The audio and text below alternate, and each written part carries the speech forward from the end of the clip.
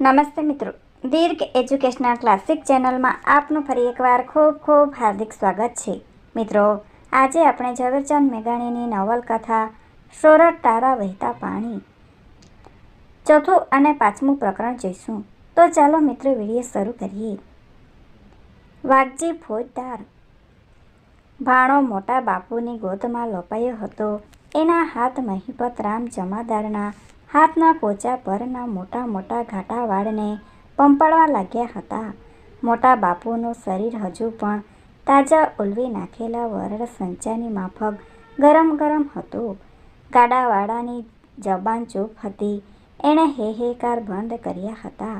બળદની ગતિ ધીરી પડી હતી તેનું પણ એને ભાન ગુમાવ્યું હતું. એ ચૂપ ગીતીએ જ મહિપતરામનું ધ્યાન ખેંચ્યું. એણે પૂછ્યું, એલિયા એ બેવકૂફ, ઝોલા તો ખાતો નથી ને? ના સાબ.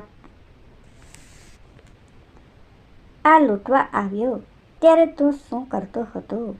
હેવાન. હું શું કરું સાબ? બેસી રહ્યો તો. કાં બેસી રહ્યો તો? ગાડાવાળો કશું ન બોલ્યો. તું એ ગીરનો ખેડૂ ખરો કે? હા સાબ.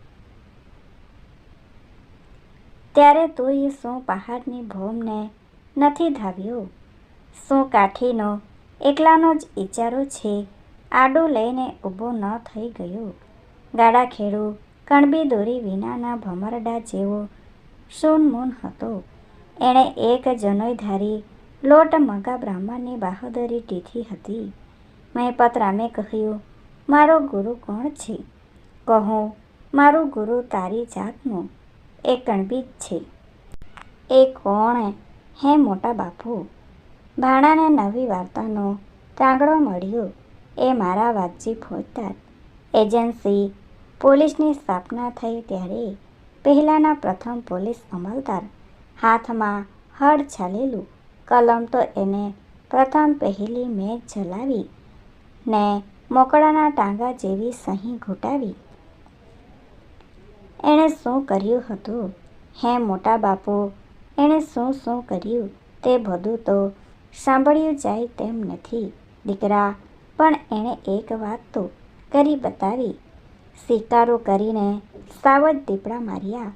દાઢી મૂછોના કાતરા ખેંચી ખેંચીને કાઠીઓને ને ગરાસિયાઓને જતો ને મિયાણાઓને અપરાધીને ને નિરઅપરાધીને કાટ્યા. વરનો જે કોઈ લાગમાં આવ્યો તેને તમામને બેફાટ માર માર્યા ને માર ખાતા જે ખલાસ થઈ ગયા તેનો પત્તોય ન લાગવા દીધો. અરર, ભાણો દયાદ્ર બન્યો. અરે ટાટી કર માં દીકરા. વાણિયા બ્રાહ્મણોએ સોરઠને સહેજે નથી કડે કરી. આપણે આ કમજાતને ગાડે બેસાડી ઉપાડી જઈએ છીએ, પણ મારો ગુરુ વાઘજી ફોજદાર કેમ લઈ જાત ખબર છે બતાવું. એ બાઈસાબ. સુરગની જીભમાંથી હાય નીકળી ગઈ. નહીં, કાંઈ નહીં. કેવી રીતે હે મોટા બાપુ? પછી તું અરે ટાટી કરીશ તો પણ કહી તો બતાવો કેવી રીતે? કહી બતાવતા તો આવડે. બાટ ચારણોને ને આપણા સતનારાયણની કથા કહેનારોને તું એ ભાણા ભણી ગણીને કથાઓ જ લખજે. મારા બાપ કહેણી શીખજે. કરણી તને નહીં આવડે પણ કહો તો કેમ? હે કેમ? ભાણાએ હઠ પકડી. એ જો આમ. અમારા વાઘજી ફોજદાર આ બદમાશને આ ગાડાની મોખરી ઈટડા જોડે બાંધીને ભોંય પર અડધો ઘસરતો લઈ જાય. ગામની વચોવચથી લઈ જાય.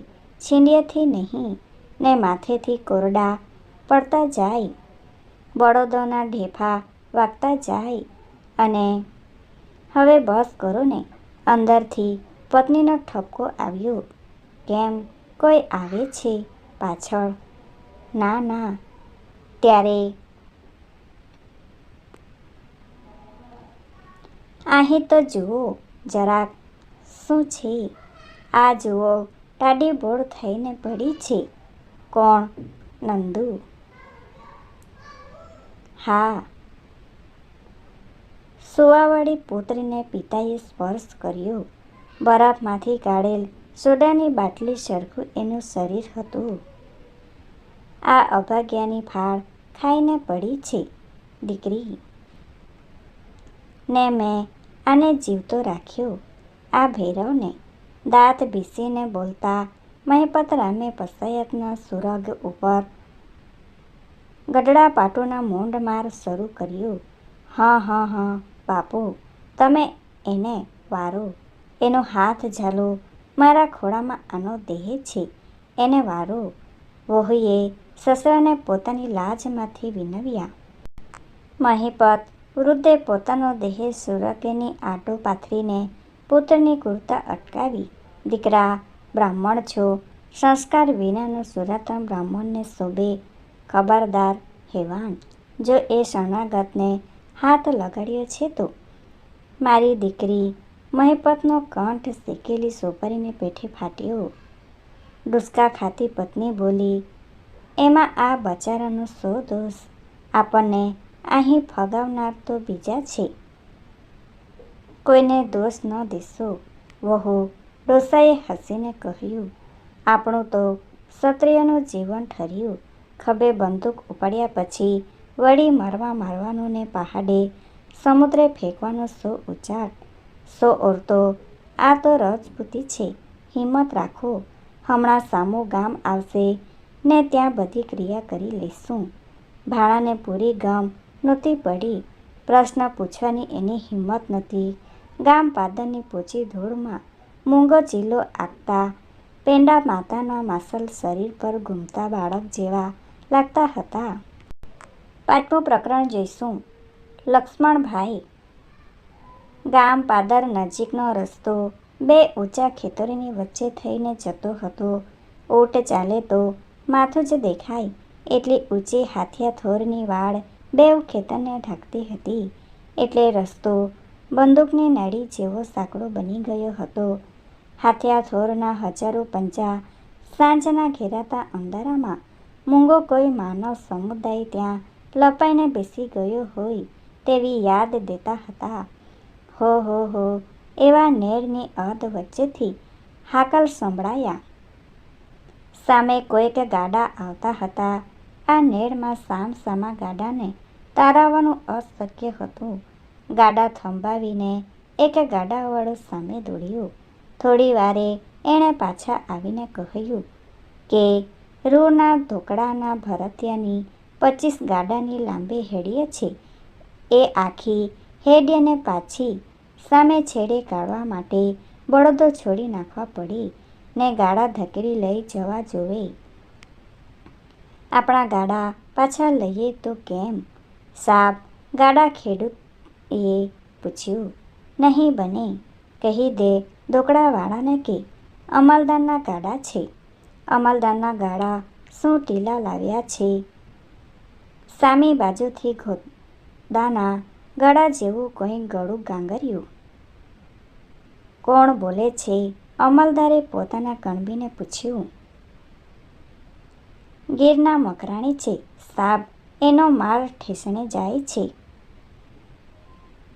મકરાણીનું નામ સાંભળીને મહિપતરામ ધીમા પડ્યા.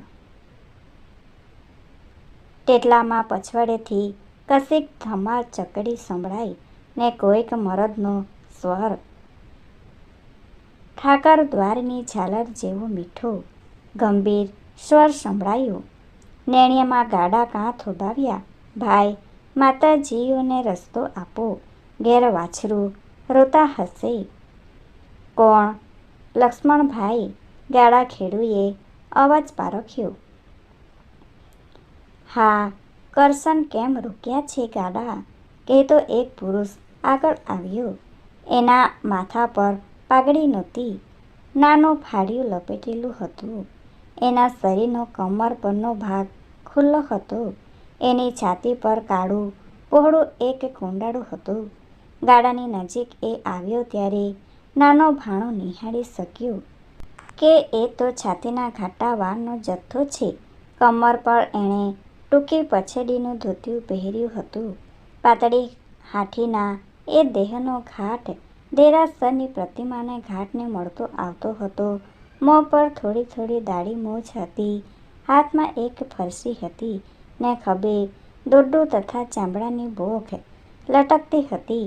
ગળામાં તુલસીના પારાની એક માળા ઝૂલતી હતી. ગાળા ખેડૂએ કહ્યું, બેખડગઢના અમલદારનું કુટુંબ છે ને સામે મકરણીના 25 ગાડાની હેડીએ છે. ત્યારે તો આપણે જ પાછા લઈ જવા પડશે. પણ ભાઈ, અંદરથી ડોસા બોલ્યા, અહીં અમારી દીકરી મોડું થઈને પડી છે. મોડું શબ્દ ભાણના કાન પર શીશાના રસ જેવો રેડાયો. એમ છે લક્ષ્મણભાઈ નામે પેલો જુવાન બોલ્યો. ખમો, હું આવું છું કહેતો એ સામા ગાડા પાસે ગયો. થોડી વારે સામેથી પેલા સાંડ જેવા કંઠમાંથી ઉદ્ગાર સંભળાયો કે મિયાદ છે તો અમારી ફરજ છે. અમે ચાહે એટલી તકલીફ વેઠીને પણ અમારા ગાડા તારવશું. ઊભા રહો. એમ કહીને એ જુવાને પોતાના ખભા પરથી બોખ સીંચણીઓ નીચે મૂક્યા ને ડાબી ગમના ખેતર પર ચડી પોતાની ફરસી ઉઠાવી. એ ફરસીના ઘા માનવીના શ્વાસોશ્વાસની માફક ઉપરા ઉપરી અખંડારે થોરની વાડ પર વરસવા લાગ્યા ને થોડી વારે એક ગાડું પેસી શકે એટલા અવકાશમાં કદાવર હાથિયા થોર ઢળી પડ્યા. લ્યો તારવો હવે, કહીને એ જુવાન હેંડિયાના પહેલા ગાડાના પેંડા પાછળ પોતાના ભુજબળનું જોશ મૂક્યું. 25 ગાડા એક પછી એક ગયા ને જુવાને અવાજ કર્યો કે સામી બાજુ ઉતરાડું છોડું છે. હું જમાદાર, એ હું ભાઈ એહસાન. સામે જવાબ મળ્યો. અમલદારના ગાડા નેણની બહાર નીકળ્યા ને તેની પછવાડે 60 ગાયોનું ધણ દોરતું આ જુવાન નીકળ્યો. ગાયો એ જુવાનના ખભા ઉપર ગળાબાથો લેવા માટે પરસ્પર જાણે કે સરસાઈ કરતી હતી. તમે કોણ છો ભાઈ? મહિપતરામે પૂછ્યું. ગોવાળ છું, જુવાન ટૂંકોટ જવાબ દઈ કહ્યું. લ્યો રામ રામ, ને ગાયોને જમણી બાજુ દોરી. ગોવાળ ન લાગ્યો. મહિપતરામના ડોસાને કહ્યું. ગોવાળ પણ હોય. આ ગાડા ખેડૂને ખબર હશે. એલા પલિત કેમ બોલતો નથી? જમાદારે ગાડા ખેડૂને તતડાવ્યો. પૂછ્યા વગર મોટા માણસની વાતોમાં સિદ્ધ પડીએ. સાબ, જાણી તારી વિવેક શક્તિ, કહે તો ખરો કોણ છે એ? અમારા પટઘરના દીકરા લક્ષ્મણભાઈ છે. અડવાણી પગે ગાયો ચરવાના નિર્ધારી છે. 60 ગાયોને પોતાના હાથે જ કૂવા સિંચીને પાણી પાય છે. શિવના ઉપાસક છે. બાપુ હારે બનતું નથી. ક્યાંથી બને? એકને મલક બધાનો ચોરાવ માલ સંતાડવો, માળવા લગી પારકા ઢોર તગાડવા, ખૂનો દબાવવાને ગાડાવાળાને ઓચિંતું જાણે ભાન આવી ગયું કે પોતે વધુ પડતું બકી ગયો છે. એટલે પછી નવા વાક્યોને સાપ ઉંદરડા ગળે તેવી રીતે ગળી જાય. એણે બળદો ડચકાર્યા. ગામની ભોગળ આવી ઓખડા કાચે જડ્યા. એક કાળા ફાનસની અંદર ધુમાડાની રેખાઓ આગતો એક દીવો પાદરમાં દેખાયો. એ ફાનસની પાસે એક નાનું ટોળું ઊભું હતું. મુખિયા માણસના હાથમાં બળતો હોકો હતો. હોકાની નાળીનો રૂપે મોઢિયો છેડો એ પુરુષના 2 હોઠમાં તીરસું પોલાણ પાડતો હતો. એના માથા પર ચોઈ ફરતી આંટીઓ પાડીને બાંધેલું માથાથી 5 ગણું મોટું પાઘડું હતું. એની મૂછો પરથી કાળો જાંબળિયો કલપ થોડો થોડો ઉખડી જઈને ધોળા વાળને વધુ ખરાબ રીતે ખુલ્લા પાડતો હતો. એની આંખો આ ગાડીના એન્જિનમાં અંધારે દેખાતા ભડકા જેવી સળગતી હતી. એ પધારો, કહીને એણે અમલદારને પહેલા જ બોલ વડે પરિચિત બનાવી લીધા. મહિપાત રામ નીચે ઉતર્યા. હોકાવાળાએ સામે ઘસી જઈને જમણો ખાલી હાથ જમાદારના ખભા પર મૂક્યો ને જાણે કોઈ વહાલા વાલશેરીને ઘણે દહાડે દીઠા હોય તેવી લાડભરી બોલી કરીને કહ્યું, પધારો પધારો મારા બાપ. બાપ ખુશી મજામાં? માર્ગે કાંઈ વસમણ તો નથી પડી ને? એલા જાવ દોડો. મકન ગામોટને કહીએ કે ઉતરે પાણી બાણી ભરી સીધું સામાન લઈ આવી ઝટ રસોઈનો આદર કરો ને લડવા કરી નાખે હોકે. મહિપતરામ જમાદારે જાણી લીધું કે હજુ ઉતારે પાણી પરગણ પણ પહોંચ્યા નથી. ના દરબાર, એ બધું પછી. પ્રથમ તો અમારી દીકરી અંધકાળ છે, તેની સારવાર કરી જોવી છે. રસોઈના માટે માફ રાખો. Thanks for watching. Please subscribe my channel. Thank you.